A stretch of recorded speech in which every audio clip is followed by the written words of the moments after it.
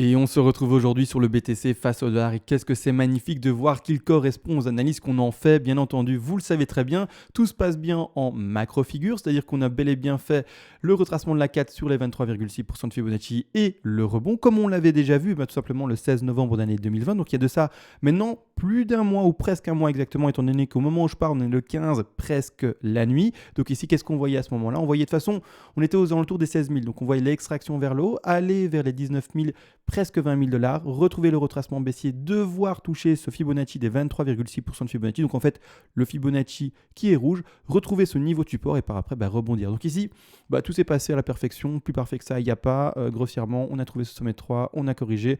On a été trouver le bas de la 23,6 ici, parfaite. On fait le rebond actuellement, on fait l'extraction et c'est parti.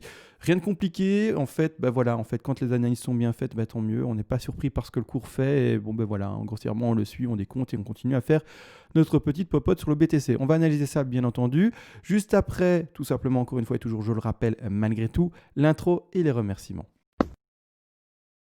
Et bonjour à tous, aujourd'hui très heureux de vous retrouver, vous le savez, sur le BTC face au dollar qu'on va analyser, mais malgré tout avant l'intro elle est faite et maintenant il y a les remerciements. Les remerciements envers qui? Envers les personnes qui font des donations pour aider la chaîne. C'est bête mais vous le savez peut-être pas, ça se voit peut-être pas au premier coup d'œil, mais quelqu'un qui parle devant un micro pendant 20 à 40 minutes, puis ensuite qui doit faire l'upload, le montage, création de miniatures, également en amont, la création et bien simplement des plans de trading, des plans d'investissement, et en plus de ça également la pédagogie que j'essaie de transmettre, c'est quelqu'un qui, quand il sera récompensé, sera endurant, il va perdurer. Donc ça fait déjà 3 ans qu'on est là ensemble, et j'ose espérer que ça va encore durer des années et des années.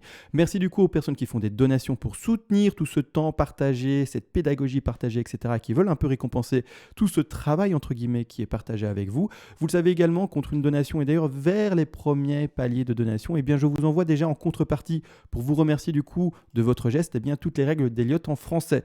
Je rappelle, ces règles d'Elliott en français, je les ai écrites de manière très concise. Vous voyez très bien une trentaine de pages. Pourquoi est-ce que j'ai pas fait plus? Parce qu'il n'y a pas besoin de plus. On va à l'essentiel. Je veux vraiment que vous ayez un PDF, donc c'est-à-dire un appui écrit facile pour avoir également le complément avec mes vidéos. D'accord? Non pas faire semblant avec de la dentelle, des jolies phrases qui font 400 pages par volume en 13 volumes. Non, l'objectif c'est vraiment que vous lisiez tout, vous appreniez tout et que vous arriviez à suivre mes vidéos et non pas finalement vous prendre un peu pour des idiots, faire semblant que vous avez des choses en main, mais en fait on aurait pu faire tout de manière très concise et rapide pour que vraiment l'apprentissage soit le plus rapidement fait possible. Maintenant que tout ça a été dit, bref, on va arrêter de parler de tout ça. On agrandit enfin l'écran et c'est parti. En fait, grossièrement, là maintenant, vite fait un mot sur les macros, rien de compliqué. On a trouvé le sommet de 3, on a trouvé le bas de 4, on rebondit actuellement et puis voilà, c'est pas plus compliqué que ça. C'est-à-dire que grossièrement, on s'attend pour ceux qui font du trading. Attention, les tout néophytes, les tout nouveaux sur les marchés spéculatifs qui ne savent pas ce qu'est un take profit partiel, c'est ce dont je vais parler maintenant. Alors ça ne concerne du coup pas les investisseurs, ce sont des zones de vente, mais pour les personnes qui ont ouvert un trade, par exemple sur les 23,6% de Fibonacci de retracement de cette 4 là, ou également en plus bas, vous le savez, on a acheté la mèche ici également des 16 400. Donc bref, tous ceux qui sont rentrés sur les mèches qui ont été données en vidéo, d'accord, qui ont été vues ou etc. dans les analyses précédentes, vous, vous allez devoir prendre des TP. Donc trading, d'accord, avec levier peut-être, si vous voulez, levier 0 ou levier plus, peu importe, mais c'est avec BTC à crédit, bien entendu, et avec un stop loss et également des take profit partiels. Ici, le potentiel aussi du BTC à privilégier sont ces 3 zones-ci. Donc un TP à prendre à 21 471 $, en tout cas cet intervalle-là, un TP numéro 2 également à prendre aux alentours des 23 567 $, et un troisième TP majeur également à prendre aux alentours des 27 350 $. Donc ici, là, c'est attention pour le trading, je précise. Donc là, je vais pas aller aujourd'hui, en fait, je les dis vite parce que j'ai pas envie de forcément m'arrêter sur les macro-figures. Voilà, tout a été dit. J'ai pris mes précautions en disant que c'était bel et bien pour le trading et non pas les investisseurs. Voilà, maintenant c'est dit, c'est fait et c'est parfait. Mais non, n'empêche, on va zoomer. J'ai vraiment pas envie de faire du macro aujourd'hui. Je vais vraiment passer en quelque chose de plus petit. En 4 heures, je vais regarder, c'est suffisant. En 4 heures, c'est suffisant. Alors, pourquoi est-ce que ça m'intéresse maintenant de m'arrêter là-dessus en petit degré? C'est parce que c'est en fait ce qu'on a travaillé hier directement. Vous le savez très bien, la moitié de la vidéo hier, c'était en fait le travail sur ces micro-vagues ici. On va en parler. Je vous avais dit, hier, j'accepte encore ce développement qui semblait être long comme une 4. Alors, je vais zoomer. D'accord, je zoome.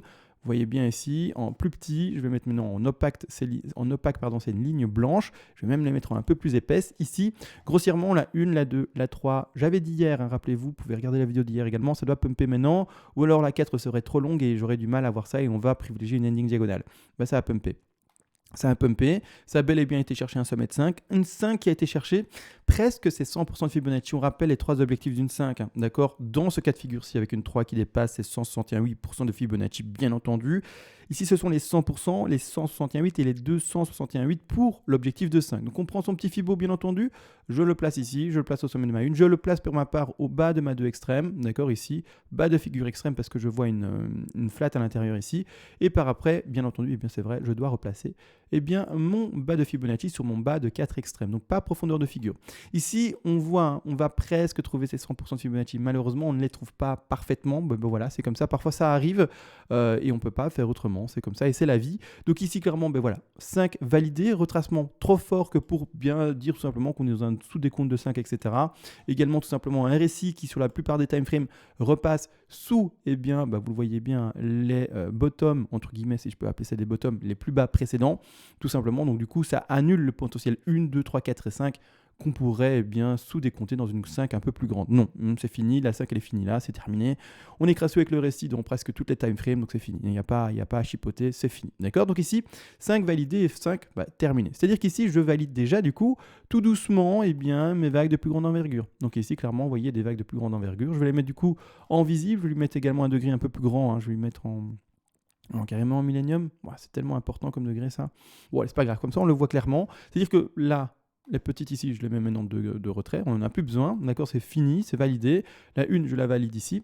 Et maintenant, en fait, ce que je veux pouvoir décompter, c'est une 2. Une 2 normalement. Alors statistiquement, la zone d'achat, pour celui qui voudrait peut-être maintenant réouvrir un trade, c'est quoi ? Ce sont les 50, 61,8% de Fibonacci. Donc ici, par rapport au sommet qu'on a connu, il faudrait faire tout simplement le placement de ce fameux Fibonacci ici de retracement et trouver, comme dit, la zone d'achat. La zone d'achat pour une 2, je l'ai donnée, c'est 50, 61,8. Donc sur le Fibonacci, quand on le lit, waouh, j'ai du mal à parler aujourd'hui, quand on le lit correctement, c'est ici 50, 61,8. Donc l'intervalle d'achat propre pour re-rentrer dans un trade sera bien entendu ici, vous le voyez là, d'accord ? Donc ici, pas un rectangle rouge. Rectangle rouge, c'est le code couleur pour quand on vend, d'accord ? Ici, on fait un rectangle vert pour quand on achète, quand on ouvre un long. Donc ici, clairement, on peut trouver une intervalle d'achat entre les 18 574 $ et également un peu plus bas ici, les 18 332 $. Stop loss toujours placé un peu plus bas et normalement même, on devrait le mettre ici aux alentours du dernier bottom, ou en tout cas, je dis bottom, mais du dernier petit plus bas de la racine de cet impulsif-ci, qui se situe plus précisément à 17 584 $. Donc ici, ça ferait, juste pour voir si le trade est bon, si on rentrerait sur ce trade-là à 61,8, quelle est l'exposition de celle-ci ? Ça m'intéresse toujours de voir l'exposition. Plus l'exposition est petite et au mieux c'est. D'accord ? C'est comme ça, c'est technique, mais ça permet d'avoir le plus grand finalement capital posé sur ce trade-là en ayant toujours le même risque management. Donc ici, on a une exposition de 4,17%, c'est un bon trade. 4%, c'est propre, vraiment très propre. On n'est pas à du 10-15, non, d'accord, on est vraiment à 4,17%, très très belle exposition si on rentre sur les 61,8% de Fibonacci. Si quelqu'un un peu plus agressif se dit, moi je vais rentrer sur les 50, on est à combien ? On est un peu à plus, hein. On est à combien ? On est à 5,30, c'est aussi très bon, on n'est pas mauvais non plus. Je rappelle, l'exposition est super importante, hein. C'est elle qui va déterminer en fait quelle somme on va jouer. Vous acceptez une perte sur tous les trades, vous dites, voilà, moi je veux sur tous mes trades, en fait que par rapport à mon capital total de trading, ça soit par exemple 1% de ce capital total de perte. C'est-à-dire qu'en fait, vous allez prendre ce capital de perte, vous dire, voilà, je veux perdre maximum 1% de mon capital trading total. Sur ce trade, c'est ça que je dois perdre. Donc disons que c'est par exemple 10 $. À ce moment-là, en fait, peu importe, vous allez perdre 10 $. D'accord ? Si ce trade-là est perdant, avec ses 5% ou ses 3%. Donc, vous allez faire le calcul par une petite règle de 3 pour trouver quel capital vous devez mettre pour pouvoir perdre toujours ces mêmes 10 $. Que ça soit une exposition de 3% ou que ce soit une exposition de 5%. D'accord ? À vous de faire ce calcul-là, ce travail-là, c'est pas très compliqué non plus. D'accord ? Savoir faire la petite translation entre les deux, savoir quel capital il faut jouer pour perdre toujours ces 10%-là par rapport à l'exposition et donc au pourcentage ici indiqué sur ce petit outil-là. Donc là, rien de compliqué, belle exposition, bien entendu. Maintenant, tout de même, on va regarder le ratio haussier potentiel. Alors, nous, on simule ça. Après, ça change pas grand-chose. Je peux même le mettre au milieu pour dire, voilà, enfin, on fait une simulation moyenne. Voilà, je l'ai mis au milieu des 50, 61,8. Je l'ai placé ici précisément à 18 455, vraiment pour donner une exposition ici plus précise des 4,73%. D'accord? Donc ici, zone d'achat, boum, on rentre dans le trade, etc. On va juste voir l'exposition, hein, c'est ça qui est intéressant. Je vais agrandir un peu le rectangle du coup, comme ça on peut le lire. Le premier objectif minimum, alors en dézoomant et pour voir mon rectangle, c'est ici. Ce sont les 21 397 $, en tout cas cet intervalle-là. Donc quand j'agrandis un peu plus mon outil et qu'on monte jusqu'à ce premier objectif, on a un ratio. Allez, il est un peu faible, hein. On a un ratio ici de 3,39, c'est plus que 1, donc c'est bon, mais c'est pour le moment encore un peu faible. Malgré tout, dans notre décompte, c'est pas du tout ce TP-là qu'on privilégie. D'accord? C'est un TP majeur, il est vrai. C'est pas le TP de sécu, attention. C'est un TP majeur, mais c'est clairement pas du tout celui-là que je privilégie. Si on pète à la hausse, si on valide bien ces vagues impulsives, etc. haussières, ces 21 400, on prend, bien entendu, encore et toujours un TP, mais plutôt faible. En tout cas, moi, je prendrais un TP plutôt faible là. D'accord? Ceux qu'on va privilégier au contraire se retrouvent plutôt aux alentours ici des 23 000. Et là, on a déjà un ratio qui est plus intéressant de 6, tout simplement les 5,93. Et également, surtout, en fait, les fameux 27 000 que je privilégie à fond. Et là, on a un ratio de 10. Je rappelle rapidement par rapport au ratio. Le ratio, il est bien beau dit comme ça de 10, mais il n'est jamais finalement tout rond de 10. Il est bien entendu correspondant à 10 si eh bien, vous achetez ici et vous revendez à 100% là. Mais non, la stratégie, en tout cas la méthodologie que j'enseigne, je rappelle, c'est d'avoir des TP intermédiaires, donc des TP1, TP2, TP3, TP de sécu en plus de ça, mais aujourd'hui, je n'en ai pas parlé. Mais j'en ai parlé hier, tout simplement. Mais c'est-à-dire qu'en plus de ça, on ne clôture pas complètement un trade qui est gagnant et on garde toujours un trade ouvert le maximum de temps. Donc, on gardera 5, 10, 15% pour si jamais ça pétait au-dessus de 27 000, bien entendu. Donc, on ne crache jamais sur un bénéfice, mais au contraire, on crache sur les pertes. C'est pour ça qu'on clôture le plus vite possible notre trade avec cette petite exposition ici rouge, alors qu'au contraire, l'exposition verte, on veut que ça soit la plus grande et si ça pouvait aller to the moon comme ça, tant mieux. D'accord?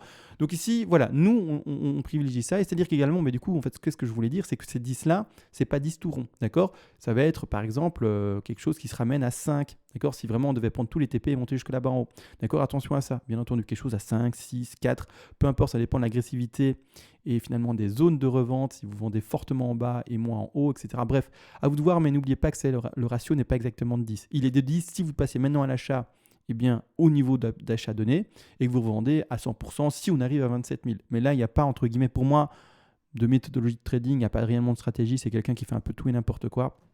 Je suis désolé de le dire si je choque quelqu'un, mais voilà, c'est quelque chose qui, sur le long terme, n'est pas tenable à mon sens, d'accord? C'est un peu le jackpot et un peu finalement, voilà, le jeu au casino. Donc maintenant, on a tout vu par rapport à cela. Ce qu'on va faire maintenant, c'est tout simplement partir sous le sous-décompte. Ce qui m'intéresse ici, premièrement, c'est là ce qu'on est en train de dessiner. Alors là, je suis en 4 heures, je zoome. Je vais passer vite fait en horaire.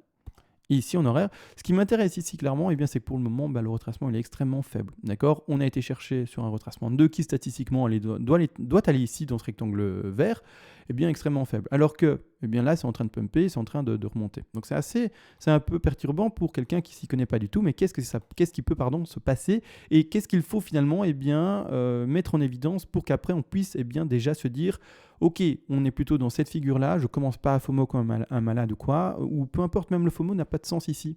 Parce que je suppose que vous suivez une méthodologie de trading, donc il n'y a pas de FOMO de toute manière, mais grossièrement, ou même une méthodologie d'investissement, bien entendu, mais grossièrement, je vais mettre en évidence toutes les patterns potentiels pour retrouver cette correction de 2, ou en tout cas ce développement de 2. C'est-à-dire que grossièrement, pour ma part, soit on descend en zigzag classique. Pour le moment, c'est encore tout à fait potentiel, étant donné qu'on n'a toujours pas trouvé de rebond assez puissant. Le rebond là maintenant, il est assez fort, n'empêche. On a retrouvé ce petit crash, mais ça rebondit, mais toujours pas assez puissamment.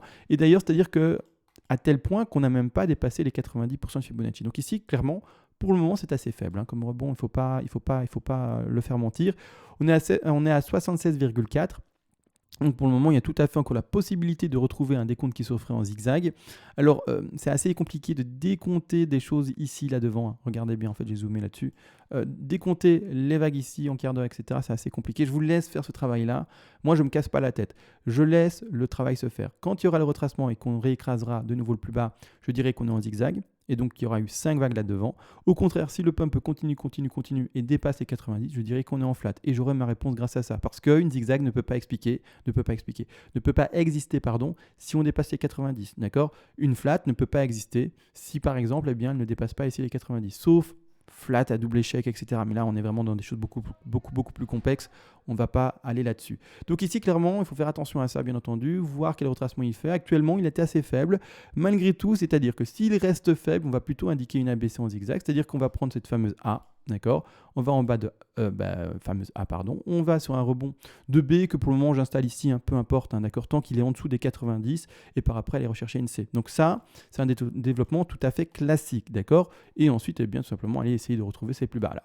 Juste pour maintenant, déjà voir en fait sur les extensions, etc., si on peut atteindre ce fameux objectif ici d'achat. L'objectif d'achat normalement classique sera dans cette extension-là, d'objectivement essayer d'aller chercher le plus possible ce rectangle vert. Et l'objectif le plus proche, ce sont les 161,8. Donc on peut très bien aller chercher ces 161,8 et même avoir une légère extension. Ça existe, les extensions bien entendu. Mais clairement, on va privilégier cette zone d'achat. Maintenant, également une chose, c'est que, imaginez, je clôture la vidéo, etc. Et en fait, ça ne crache pas du tout, ça continue à pumper. On restera pour ma part dans une phase de consolidation et de correction. C'est-à-dire qu'en fait, les deux zones qui vont indiquer une flat, et là c'est un décompte un peu différent, c'est-à-dire qu'en fait le devant a été divisé en 3, et là il faudra décompter ici également, peu importe, un peu comme la zigzag, du WXY ou alors du ABC ou peu importe autre chose également. C'est-à-dire que grossièrement, les deux objectifs, aussi encore si on devait péter, et donc les grosses résistances horizontales que l'on va retrouver, sont les 90% de Fibonacci et également les 123% de Fibonacci. Donc ici, je l'ai placé comme par hasard, magnifique, à 123% de Fibonacci, parfaitement, pardon. C'est-à-dire que la première zone de résistance forte d'une flat seront ici les 19 513 $. Sur les prix de Coinbase, attention, les échanges n'ont jamais les mêmes prix. Et la deuxième zone de résistance forte se retrouvera aux 123% de Fibonacci qui sont ici les 19 687 $. Et par après, on fera le travail également pour la C. Donc là, vous avez les deux patterns tout à fait potentiels à l'écran. On pourrait faire également une WXY. Ça ne change rien par rapport au Fibonacci. Ça, c'est très clair. Moi, je travaille maintenant beaucoup par rapport au Fibonacci. Et je prends moins la peine de passer en quart d'heure et de commencer à me casser la tête. Je vous l'ai dit, mon cerveau, à moi, il a déjà assez cramé. Je vous laisse faire le décompte par vous-même, bien entendu. Et voir plus précisément dans quoi on est. D'accord. Moi, je travaille les Fibos à fond. Et tout ce qui est en micro-vague, etc., j'ai un peu abandonné. C'est-à-dire que je m'appuie beaucoup plus sur mes macros pour avoir finalement le même résultat. Je vous le dis, moins de casse-tête et le même résultat. Donc voilà. Donc maintenant, là, c'est assez intéressant à attendre et de voir comme développement. Donc, on temporise encore là-dessus. Personnellement, je ne traderai pas ça. C'est des tout petits trades. Vous le savez très bien. Moi, je m'attarde sur des trades qui s'étalent sur du terme plus long que du quart d'heure ou même de l'horaire. Vraiment, moi, quand je ouvre un trade, voilà, ça s'étale sur plusieurs jours, voire même plusieurs semaines. Donc voilà. Pour le moment, du coup, on attend cette correction-là. Si jamais ça ne se passait pas, imaginez, peu importe, CMA, t'es bien beau, mais maintenant, qu'est-ce qui se passe? Le cours, il n'obéit pas du tout, ou en tout cas, ne correspond pas du tout à ton analyse. Et là, maintenant, imaginez, pendant cette nuit, que sais-je, en fait, ça fait des bougies vertes et ça n'arrête pas de pumper, ça n'arrête pas et ça monte et ça monte et ça monte. On reverra le décompte. Bien entendu, on aura fait peut-être une erreur quelque part, peu importe, c'est pas trop grave. Maintenant, une correction de 2 normalement doit s'effectuer tout de même, mais on aura peut-être fait une erreur quelque part, peut-être qu'il y a une extension de 3 qu'on n'a pas vue et qu'en fait on est encore dans le développement de la 1, etc. À ce moment-là, on temporisera. De toute manière, ce n'est que du bon, d'accord. Vraiment, ce n'est que du bon parce que du coup, ça va aller chercher tous nos TP. En horaire, c'est un peu difficile pour les montrer. Ça va aller chercher tous nos TP en fait de manière extrêmement rapide. Si ça pump vraiment et que ça va chercher nos TP à 21 000, nos TP à 23 000, etc. Tant mieux, c'est juste que on ne l'aura pas vu venir, entre guillemets, on n'aura pas bien suivi le sous-décompte. Pour ma part, j'ai quand même une certaine conviction sur mon sous-décompte ici. Et si ça pump, tant mieux. Ça fait un trade rapidement gagnant et donc du coup, moins de frais, moins de ci et moins de ça. D'accord. Donc ici, que du bénéfice, ça monte tout de suite. Mais malgré tout, à mon avis, maintenant, on a déjà une belle zone de résistance horizontale à reconnaître avec une petite correction. Ça ferait visuellement, si on regarde ça sur un graphe, grossièrement, en fait, ça ferait une espèce de triangle qui maintenant ne fait que se faire péter vers le haut pour le moment, mais peu importe. Ça ferait en fait une espèce de triangle, si on veut vraiment l'extrapoler. Il ressemble à plus rien, là, le triangle, clairement, mais il a déjà été grossièrement cassé à la hausse, peu importe, mais ça ferait une espèce de triangle, une espèce de phase de consolidation avec une dernière baisse. Ici, vers les, comme dit, 50-61,8% de Fibonacci, retoucher bien de nouveau ce niveau de support par exemple, et enfin s'extraire vers le haut. Donc une grosse phase de consolidation, un bel escalier pour enfin pumper. N'oubliez jamais, les escaliers, j'en parle assez souvent, en tout cas j'essaie de faire un rappel assez souvent. Clairement, pour le moment, cet escalier-là qu'on est en train de connaître, donc c'est-à-dire que je vais un peu dézoomer pour vraiment exprimer En fait, ce que j'essaye d'exprimer, les escaliers, c'est ça. Ce sont vraiment des phases dans lesquelles, eh bien, en fait, on recharge, eh bien, tout simplement du BTC. C'est-à-dire que, on monte, mais à un moment, voilà, il y a des vendeurs et des acheteurs. Et dans cette phase extrêmement boule, on trouve des escaliers ici, un escalier là, on trouve un second escalier ici, d'accord. Actuellement, on est en train de construire, on l'a compris, un troisième escalier, donc qui se situe là où on est en train de fluctuer maintenant, un troisième escalier, donc on chipoterait encore un tout petit peu, et puis après on s'extrait vers le haut, et ça fait vraiment des jolies bases. Ces bases-là également, dans un marché boule, vous le voyez, et je pense que c'est super visuel, et voire même c'est extrêmement visuel, en fait ne fera encore et toujours que des plus bas qui sont toujours plus hauts que les précédents plus bas. Donc c'est-à-dire que pour le moment, quand on regarde ça, et on doit correspondre en tout cas à cette règle-là, ou en tout cas on doit répondre à cette règle-là, dans un marché qui est extrêmement boule. Donc je vais prendre mon petit brush pour le montrer. On a un plus bas ici qui est toujours finalement bien plus bas que son prochain plus bas qui est toujours plus haut. Donc finalement, les nouveaux plus bas sont toujours plus hauts que les précédents plus bas. Donc ici, on doit correspondre finalement à cette tendance et pouvoir indiquer cette hausse-là. Ça s'indique dans tous les marchés boules et ça s'indique également, comme vous voyez, sur le marché boule qu'on est en train de connaître maintenant. Donc également précédemment, je le remonte rapidement, mais voilà, ça monte grossièrement toujours. D'accord ? Il n'y a pas... Voilà, jamais, en fait, grossièrement, on va vraiment recasser les niveaux qui ont été inférieurs. Donc vraiment, on trouve tout le temps des gros niveaux de support, des retracements qui se font directement ravaler par les acheteurs. Donc malheureusement, les vendeurs se font vite avoir. Et donc tant mieux finalement pour les investisseurs et également les personnes qui sont dans des positions de long, c'est-à-dire des positions à l'achat vers le haut, donc des paris bien entendu de trading à la hausse, et donc tant mieux pour nous tous. Là maintenant du coup, je m'attends n'empêche à une correction, même s'il y a encore des petites bougies vertes à venir. Peu importe. Maintenant, si, comme dit, ça devait pumper directement, mais tant mieux pour nous. Ça ferait un trade directement rentable, ou en tout cas le plus vite possible rentable. Mais ce n'est pas sur ce que je tablerai. Maintenant, également, une dernière chose. On va aller sur les futurs rapidement. On m'a posé la question il y a de ça un jour ou deux. J'en avais déjà parlé pourtant dans une des vidéos il y a quelques jours, mais j'ai conscience qu'on ne peut pas regarder toutes mes vidéos, bien entendu. Il y en a beaucoup. Et surtout, elles sont longues, mais elles sont longues pour être très complètes. C'est-à-dire que tout a déjà été vu, expliqué. C'est-à-dire que la vidéo de dimanche, par exemple, on n'avait toujours pas ce gap-là qui était disséné. Pourtant, j'avais déjà mis ce petit rectangle rouge et donc le gap installé et la petite flèche jaune que je viens finalement de supprimer. C'est-à-dire que grossièrement, là, on a un nouveau gap qui s'est installé. Donc attention, il y a deux gaps à l'écran, un qu'on ne voit pas bien en time frame daily et un qu'on voit mieux, bien entendu. Donc ici, il y a un premier gap qui n'a toujours pas été comblé. Donc presque complètement comblé, mais toujours pas. Il est toujours ici. Donc vous voyez le creux, toujours pas comblé à 17 000 $. Et maintenant, on a fait un nouveau gap qui va rechercher les prix aux alentours des 18 175 $. Curieusement, je ne sais plus quelle est la correction de la 2. 18 500 à 18 300. Si on doit aller combler le gap, ça ferait une 2 qui irait assez fortement baissière, qui vraiment réécraserait assez fortement les choses. Maintenant à voir bien entendu, mais également une chose à savoir, c'est que quand un gap ne se fait par exemple pas combler, ça peut être un gap de rupture. Ça existe, attention, un gap a souvent 8 chances sur 10 de se faire combler, mais maintenant s'il ne devait pas se faire combler, il doit être nommé gap de rupture. De toute façon, un gap de rupture est observé dans le temps avec une time frame assez longue et avec si peu finalement de temps écoulé, on ne peut toujours pas dire c'est un gap de rupture. Il peut toujours se faire combler d'ici quelques jours, d'ici quelques semaines, voire même d'ici quelques mois, et ça n'aura pas été un gap de rupture. D'accord ? Un gap de rupture, c'est vraiment un gap qui ne se fait pas combler. D'accord ? C'est vraiment le gap, il est passé inaperçu sur le cours. C'est-à-dire que le cours n'est jamais redescendu et ne l'a jamais vu grossièrement. Donc ici, pour le moment, là, si ces gaps-là ne devaient pas se faire combler comme ont été finalement ces derniers gaps effectués non comblés également, à ce moment-là, donc là dans chaque rectangle rouge, il y a un petit gap, donc un petit creux sur le cours, tout simplement on va les appeler gap de rupture, vous le savez.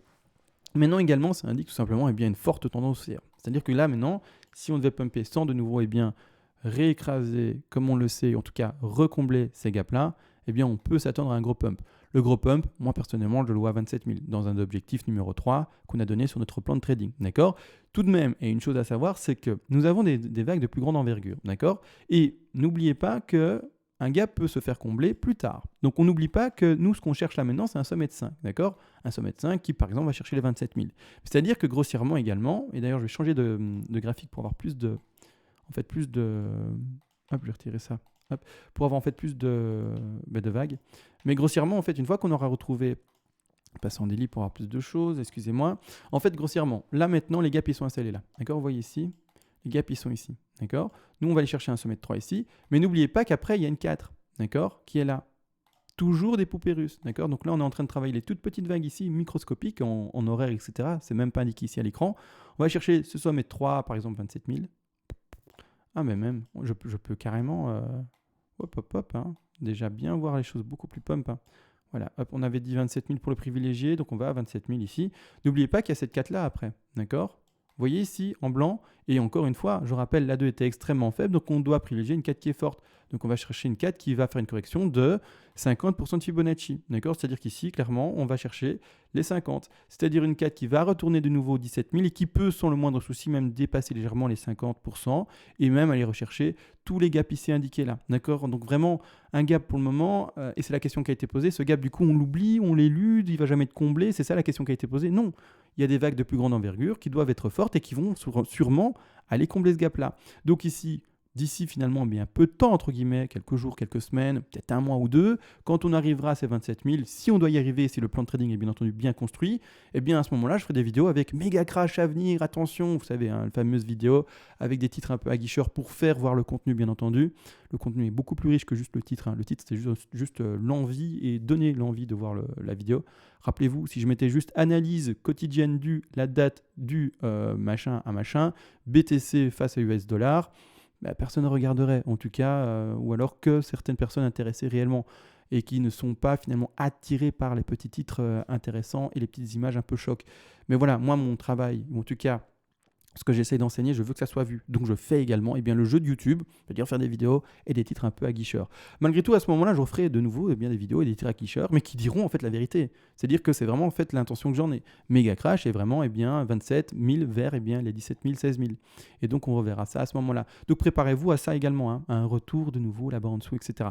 Malgré tout là, donc j'ai expliqué les gaps, etc. J'ai tout dit, je pense avoir tout dit. On va se laisser. Aujourd'hui, j'ai eu du mal à parler. Je suis vraiment désolé. J'ai fait l'effort vraiment de faire la vidéo. En fait, j'ai mal au cou. Je sais pas ce que j'ai. Voilà, je sais pas du tout. Je suis bloqué. J'ai du mal à parler, etc. Bref, c'est parfois un peu compliqué pour chacun. En tout cas, pour moi aujourd'hui, ça l'est. Malgré tout, je vous le dis, j'ai fait le suivi aujourd'hui. Vraiment, j'essaie d'être un peu plus un peu plus dynamique, et c'est-à-dire également un peu plus finalement présent. C'est pas facile, vous le savez très bien avec ma vie de famille, etc.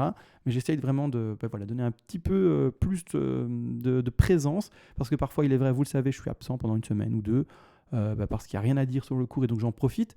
Mais vraiment, j'essaie quand même de mettre un petit coup, on va dire, de cravache pour que j'avance un peu plus fort et que je sois un peu plus dans l'assistance de suivi pour l'analyse des personnes qui voudraient avoir cette assistance un peu plus profonde et un peu plus soutenue. Donc maintenant, tout a été réellement dit, on ne va pas faire plus long, ça ne sert à rien, là c'est ma logorée de fin de vidéo qui commence. Je vous laisse, à tous une bonne analyse, à tous également des bons gains, à tous également des bons trades, un bon décompte et sur ce également une bonne détente si ce soir vous voulez regarder des films en famille. Sur ce, ciao et à demain.